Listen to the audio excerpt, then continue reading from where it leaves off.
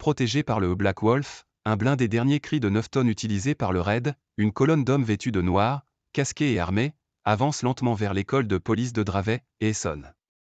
Cet établissement a été le théâtre la semaine dernière d'une simulation d'attaque terroriste grandeur nature.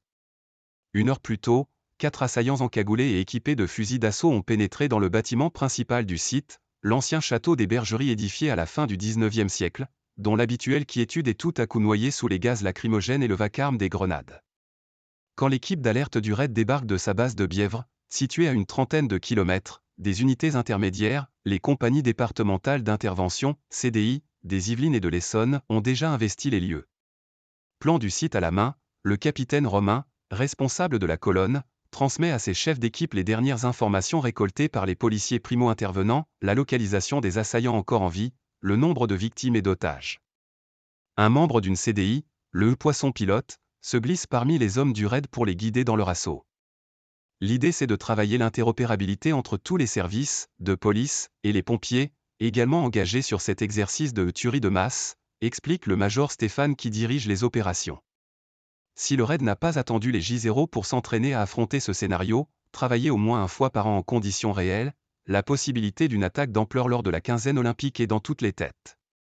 200 effectifs de l'unité d'élite seront mobilisés chaque jour, dont une centaine lors de la très sensible cérémonie d'ouverture sur la scène.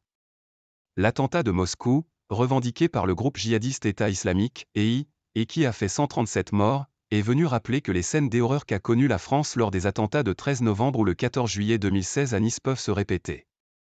La directrice générale de la sécurité intérieure Céline Berton avait évoqué le 5 mars, devant le Sénat, des organisations terroristes qui ciblent l'Occident et à n'en pas douter, à l'approche de l'événement, se saisiront de l'opportunité que sont les Jeux Olympiques.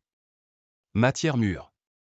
À mesure qu'elle progresse dans l'école, l'unité d'élite découvre un spectacle de désolation avec plusieurs corps, des élèves policiers figurants, jonchant un sol maculé de faux sang, dans le hall et jusqu'en haut de l'escalier en colimaçon menant au comble. Derrière une porte, au bout d'un couloir, un assaillant retient une quinzaine d'otages. Une liaison vidéo a été établie avec des négociateurs du raid en formation, logés dans une pièce 2 étages plus bas.